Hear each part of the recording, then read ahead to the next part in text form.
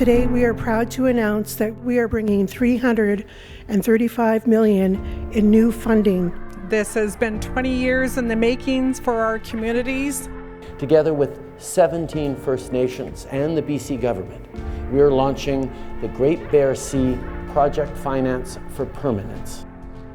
The creation of Marine Protected Areas Network in the Great Bear Sea is a huge step forward in achieving our collective conservation goals and will help build a truly sustainable economic future for the North Coast.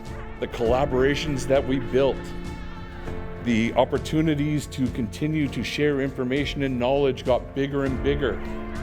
And people started investing in our dreams as Indigenous people of self-determination and reconciliation.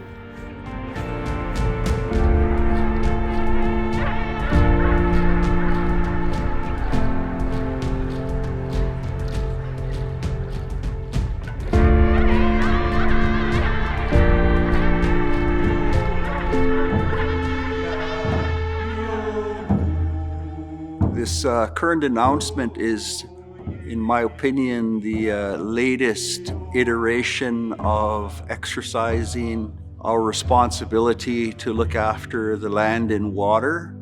Our people really haven't deviated from that commitment because we recognize the land and the sea looks after us. The sea provides not only our physical sustenance, but our spiritual and emotional, and gives us our identity, our history and culture.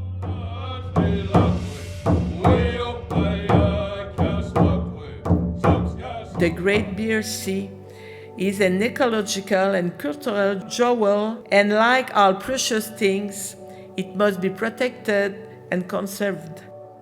You know, our people have seen the decline in many different stocks in our territories and have done what we can to look after our food sources. This is work that our people have been doing for, well, forever in terms of stewardship of our land and our waters, and all of that built upon the stewardship of our territories. The sinews of the Great Bear Sea PFP are really tied together thanks to the work of the Marine Protected Area Network. The stewardship on the land, the waters, is paramount to the success of the PFP's land and sea moving forward. These investments will support real change, actual change on the coast, creating opportunities for youth to reconnect with their communities and cultures, and for nations to reassert their stewardship, responsibilities, and titles over their territories.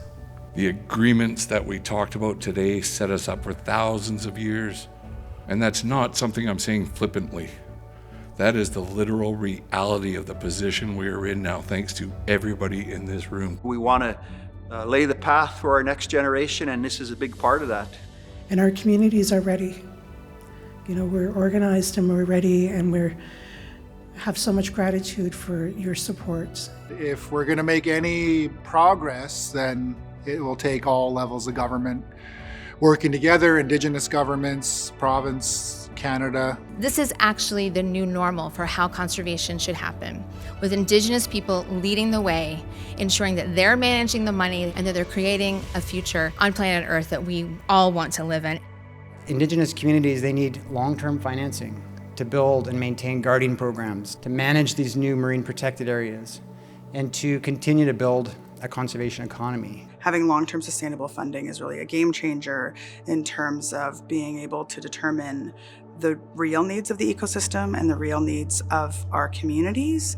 When we protect our territories, everybody really benefits.